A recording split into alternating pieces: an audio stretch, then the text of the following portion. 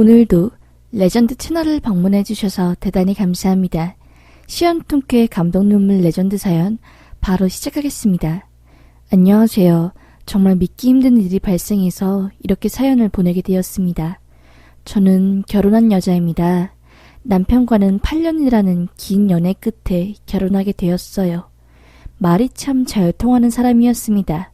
홀어머니 밑에서 큰 남편은 여성이 감당해야 할 힘든 삶에 대해서 깊이 공감할 줄 아는 속 깊은 사람이었어요. 저도 이혼 가정에서 컸고 엄마 밑에서 자랐기에 남편이 겪어온 성장 과정을 이해할 수 있었어요. 공감대가 있었기에 이야기만 해도 스트레스가 풀리고 힐링이 되는 그런 사람이었습니다. 저도 굉장히 가난한 가정이었고 남편 또한 저와 사정이 다를 바가 없었어요. 결혼하고 싶은 마음은 굴뚝 같았지만 현실적으로 모아둔 돈도 별로 없었고 어느 정도 자리가 잡힌 후에 결혼하고 싶었어요. 그 후 저와 남편은 모두 직장을 잡게 되었고 어느 정도 돈을 모아서 결혼 준비를 하려고 할 때 평소 지병을 앓고 계셨던 저희 엄마가 투병 끝에 돌아가시게 되었습니다. 정말 힘들었어요. 엄마가 돌아가신 지 얼마 안 되어 결혼식을 하는 건 무리이다 싶기에 또 결혼을 몇 년 미루고 남편과의 연애 8주년에 결국 결혼에 꼴이 나게 되었습니다. 오랜 연애를 한 관계였기에 결혼 생활과 연애가 크게 다르지 않았지만 행복하다는 것은 다르지 않았어요. 무엇보다 우리 시어머님이 정말 좋은 사람이었습니다. 하루아침에 엄마를 잃어 상실감에 빠져 있을 때 매일매일 저에게 손편지를 써주며 저희 마음을 어루만져 주신 분이었어요. 매일같이 울며 힘들어하고 있는 저에게 너는 너무 소중하고 귀한 존재야 라고 하면서 자신감을 세워주셨고 마음 놓고 슬퍼해라.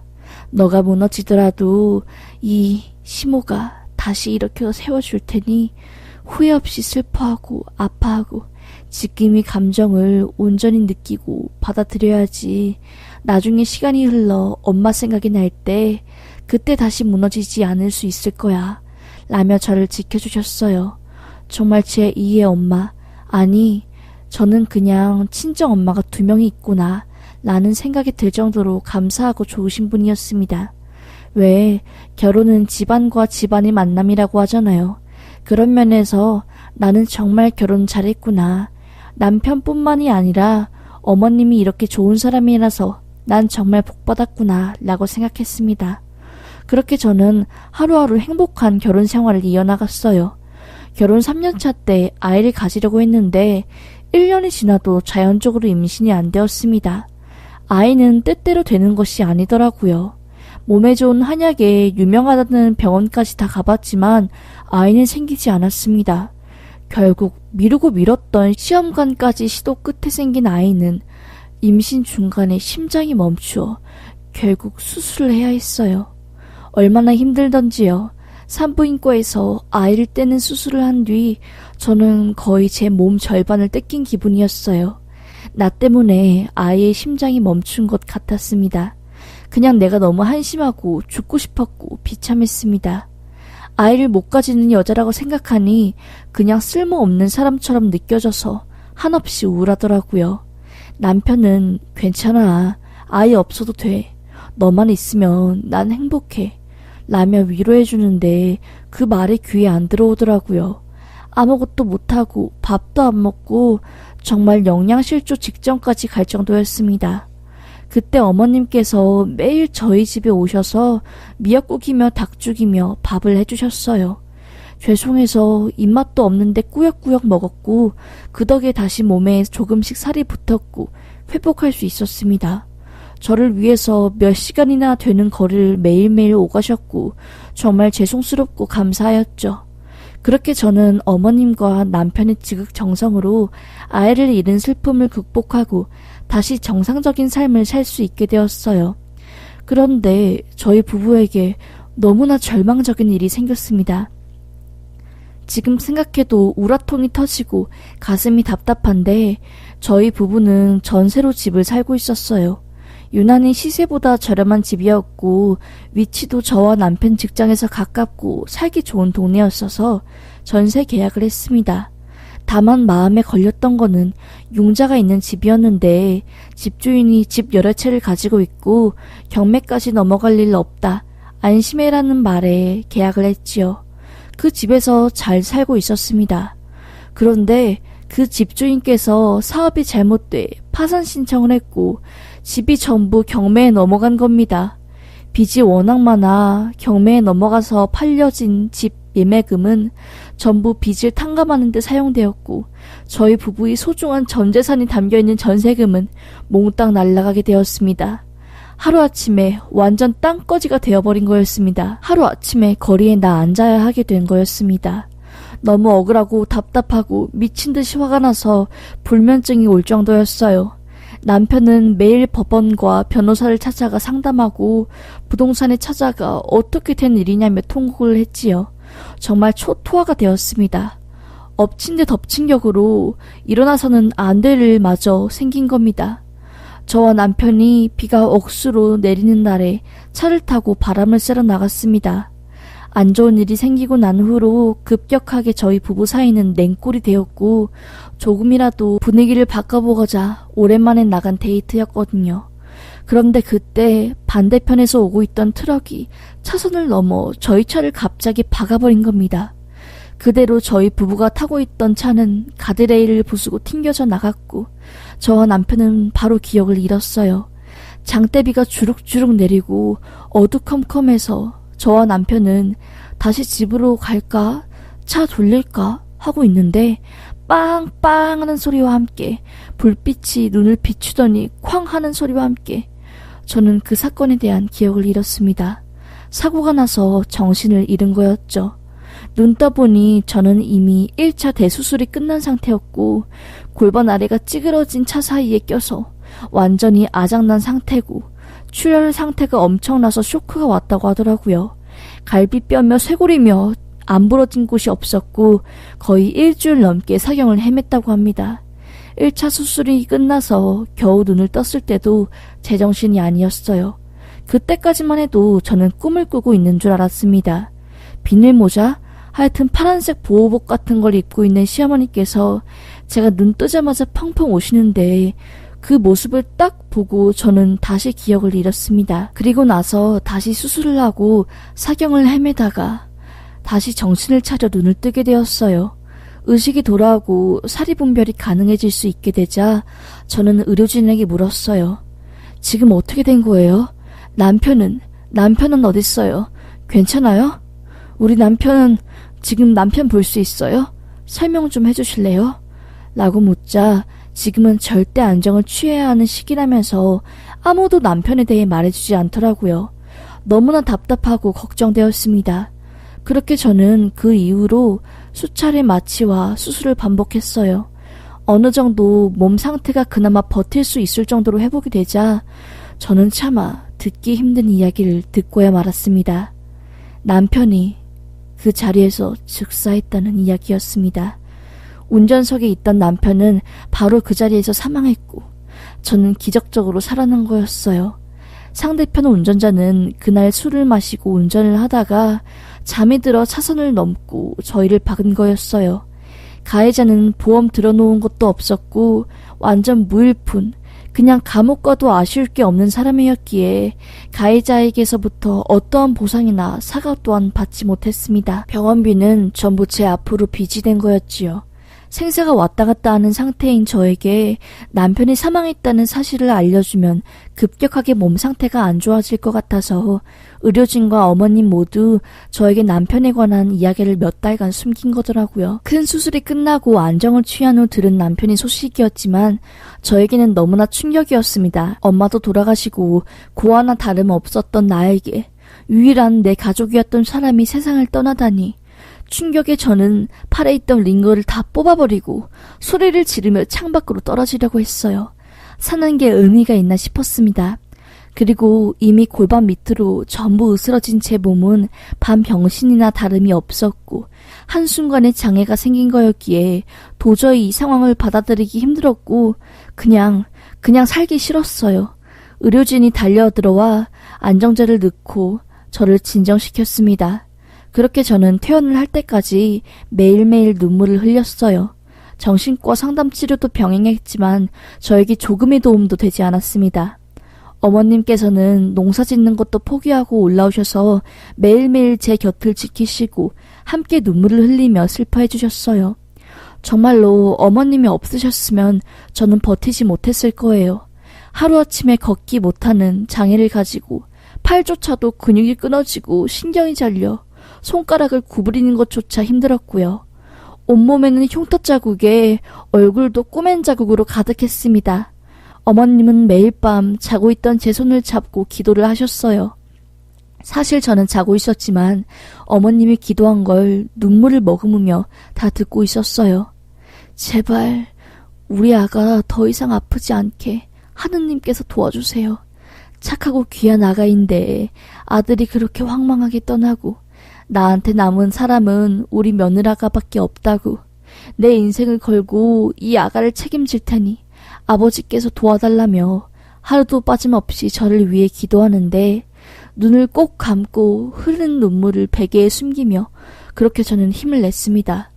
어머님을 생각해서라도 힘내야 하지 않은 마음으로 열심히 재활치료를 받고 결국 퇴원을 하게 되었어요. 원래 있던 전세금까지 전부 집이 경매로 넘어간 바람에 빈 털터리가 되었고 이젠 병원 빚밖에 안 남은 상황에서 저는 오갈 데 없는 신세였습니다. 결국 시골에 있는 어머님 댁에 내려가 살게 되었어요. 걷지도 못하고 혼자서는 아무것도 할 수 없는 저를 거두어 주신 분이 시어머니였습니다. 화장실도 혼자 못 가는 저를 위해 굽은 등을 이끌며 어린아이 돌보듯이 대소변 누는 것을 도와주신 분이었어요. 농사 짓다가도 밥때가 되면은 집에 오셔서 삼시세끼 챙겨주시고 정말 눈물 날 정도로 저에게 잘해주었습니다. 너는 내 딸이야. 너는 내 딸이니까 꼭 열심히 운동해서 너 혼자 살 수 있을 정도로 내가 회복시키고 죽을 거라면서 귀가 닳듯이 말해주셨어요. 저는 어머님이 응원과 뒷바라지에 힘입어 더 열심히 재활치료도 가고 온몸이 끊어질 듯한 걷기 운동도 열심히 했습니다. 사고가 난 지 겨울이 3번이 지나서야 저는 조금씩 걷게 되었고 화장실도 혼자 가고 밥도 챙겨 먹을 수 있었어요. 다리 길이가 다르고 손가락도 제대로 못 폈지만 재활을 열심히 한 덕에 안진뱅이 신세는 면할 수 있었습니다. 할머니들이 끌고 다니는 유모차를 지탱하며 매일매일 앞마당을 걸었고 제가 한 걸음이라도 유모차에 힘없이 걸을 때면 어머님은 정말 아이처럼 환호성을 지르며 제 길을 살려주셨어요. 그런 노력 끝에 저는 어머님이 농사일을 도울 수 있을 정도로 제법 좋아졌습니다. 그런데 하늘도 무심하시지. 우리 어머님이 밭일을 하시다가 쓰러지신 겁니다. 뇌출혈로 밭 한가운데에 쓰러지셨는데 평소 혼자서 일하시는 어머님이었기에 쓰러진 어머님을 빨리 발견하지 못하고 골든타임을 넘긴 겁니다. 반 옆을 지나가는 이장님께서 밭에 누워 미동도 안 하는 어머님을 보고 가까이 가서 어머님 쓰러지신 걸 발견한 후에야 119에 신고했지요. 뒤늦게 어머님이 쓰러진 사실을 알게 된 저는 병원으로 달려가게 되었지만 어머님은 결국 회복 가능성 0%, 식물인간 상태가 되셨습니다. 정말 남편이 세상을 떠났을 때보다 더 견디기 힘들었습니다. 저는 어머님 댁에 가서 짐을 바리바리 싸서 병원으로 다시 갔어요.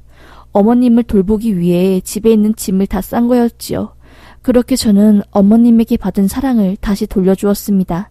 다리 길이가 달라서 1시간도 서 있기 힘든 저는 온 힘을 다해 어머님을 간호하고 돌봐주었어요. 우리 시어머님한테 받은 사랑을 생각하면 내가 하고 있는 아무것도 아니다 라고 버티었지요. 그렇게 그날 이후 10년이 조금 넘는 세월 동안 병원에서 투병을 하시다 어머님은 욕창으로 생긴 폐혈증으로 세상을 떠나게 되었습니다. 너무나 눈물을 많이 흘려 더 이상 눈물이 나지 않을 것 같았던 저인데도 막상 어머님이 세상을 떠나니 눈물이 줄줄 나더라고요. 그렇게 어머님을 아들이 있는 곳으로 보내드리고 저는 어머님이 살았던 집을 정리하기 위해 시골집으로 갔습니다. 중간중간 몇 번 빨래도 하고 옷가지들을 챙기러 왔지만 집에 오래 머물러 있지 못했기에 사람의 손길이 거의 닿지 않았어요. 어머님이 세상에서 제일 아꼈던 앞마당 꽃밭은 사람의 손길이 오랫동안 닿지 않아 전부 잡초로 뒤덮여 있었고 보일러를 오랫동안 틀지 않았기에 방에서는 쾌쾌한 곰팡이 냄새가 났습니다. 집안에 있는 물건들을 하나씩 정리하기 시작했어요. 쓰지 않아서 폭 삭은 이불들은 밖에 내놓고 문을 활짝 열어 환기를 시켰고 어머님이 손길이 닿은 소중한 물건들은 태워서 하늘나라로 보내려고 했습니다. 그렇게 집안의 물건들을 하나씩 며칠에 걸쳐서 정리했어요. 보통 사람 같으면 하루면 하겠지만 저는 몸이 불편했기에 남들보다 오래 걸렸지요. 앞마당에 사람 키만큼 무성하게 자란 풀들, 어머님이 애써 심은 꽃들은 전부 잡초에 가려 보이지 않았고 귀뚜라미 우는 소리와 잡초들만 앞마당에 가득했지요. 낫으로 잡초들을 전부 베어버리고 싹 정리를 했습니다. 그리고 뒷마당에 있는 창고로 들어가려고 하는데 먼지가 수북히 쌓인 장독대가 보이더라고요. 아이고, 거의 10년을 안 열어봤으니 안에 어떻게 됐을라나 싶더라고요. 우리 어머님이 하나하나 다 담근 장인데 눈시울이 붉어지는 걸 겨우 참고 뚜껑을 하나하나 열어봤어요. 장 위에는 하얗게 곰팡이가 폈는데 그것만 걷어내면 먹을 수도 있겠다 싶더라고요. 그런데 먹을 때마다 우리 어머님 생각나서 어쩌나 하고 가장 뒤쪽에 있던 마지막 장독대를 열어보았는데 거기에는 돌들이 잔뜩 담겨있는 겁니다. 아니 무슨 여기에 돌이 있어? 하면서 돌들을 하나씩 꺼내는데 돌들을 다 꺼내자 김장할 때 쓰는 비닐봉지와 검은색 봉지로 뭔가를 덮어놨더라고요. 뭐야 이건? 하고 봉지를 확 들어보는데 저는 그 자리에서 너무 놀라 바로 주저앉았어요. 장독대 안에 있었던 거는 돈들이었습니다. 어머님이 신혼 시절부터 장터에 나가 물건들을 판 돈들, 이곳에 가득히 넣어둔 거였습니다. 이제는 보기 힘든 9건부터 5만원짜리까지 빼곡했어요. 장독대 반 가득 넘은 돈들은 세어보기도 엄두가 안 났습니다. 그리고 그 안에는 누런색 명주실 보자기가 있었습니다. 이게 뭐지? 하고 열어보았는데 그곳에는 어머님이 처녀 시절부터 모아놓은 옥반지와 금들이 빼곡했습니다. 남편 돌반지부터 시작해서 어머님 혼수 물품 그리고 틈틈이 사놓은 금들이 어마어마하게 있었습니다. 평소에 은행을 못 믿고 돈 생길 있으면 금 사는 게 어머님이 습관이셨거든요. 그리고 거기에는 작은 메모장 같은 게 있었습니다. 아들내미 황망하게 보내고 나한테 남은 가족은 며느라이밖에 없다. 한평생 살아왔건만 떠나는 이 보내는 슬픔은 익숙해지지가 않는구나. 아들놈 그렇게 떠나보내고 어머니한테 물려받은 작은 땅을 팔라고 아파트 짓는다는 부동산 업자에 땅을 팔았다. 아들까지 떠난 망에 그깟 땅 가지고 있어봤자 무얼 하리. 그저 내가 농사 지을 땅만큼만 있으면 그만인 것을. 땅 판 돈으로 금을 사고 마지막으로 이 장독대에 묻어보고 더 이상 장독대를 열어보지 않으려고 한다. 이 돈과 금들은 혼자서 세상을 살아가야 할 우리 며느리에게 주어야지. 내가 숨통이 끊어지기 전에 우리 며느리한테 선물로 줘야지. 장독대를 들여다보며 재물을 보고 웃는 일도 부질없다. 공술에 공수고 허망한 게 인생. 이 장독대를 열게 된 순간은 내가 이 세상에 없겠지. 그래도 알몸으로 태어나 실 한 오락이 걸쳤으니 성공한 인생이다. 이별은 아프지만 그럼에도 불구하고 사랑하며 살아라 며느라가야. 라는 편지였습니다. 그걸 읽자마자 흐르는 눈물을 멈추기 힘들었어요. 처녀적부터 모아둔 금이 양은 어마어마했고 그 시절보다 3-4배 오른 상태였기에 시가로 따지면 억소리가 넘어가는 금액이었어요. 한평생을 가난하게 살고 없이 사신 어머님이 자식들을 위해 이 모든 걸 숨기고 당신 떠나실 때 주려고 한 마음을. 정말 가슴이 아팠습니다. 세상에 내가 무슨 복이 있길래 이렇게 좋은 어머님을 만났나 싶더라고요. 저는 그렇게 어머님이 마지막 선물을 가슴에 품고 한참을 엉엉 울었네요. 집을 정리하고 저는 어머님이 사랑을 내리사랑하기 위해 봉사시설에 들어가 봉사하며 살고 있습니다. 내가 받은 사랑을 세상에 나눠주며 조금이나마 도움이 되고 싶었기 때문이에요. 제가 어머님 곁으로 다시 가기 전까지는 봉사하며 세상에 헌신하고 살렵니다. 살기 팍팍하고 힘든 세상, 저처럼 힘든 사람도 이렇게 사니까 같이 힘내며 살자는 마음을 전하기 위해 이렇게 글을 썼습니다. 비록 교통사고로 몸도 불편하고 가진 것도 없지만 마음만큼은 가득 차 있는 부자입니다. 마음이 행복한 게 최고로 행복한 삶인 걸 이난이에 깨달았네요. 우리 모두 마음이 풍요로운 사람으로 살아요. 서로 위로해주며 토닥여주며 손잡아주면서요. 그럼 이만 물러나겠습니다. 글을 읽어주셔서 감사합니다.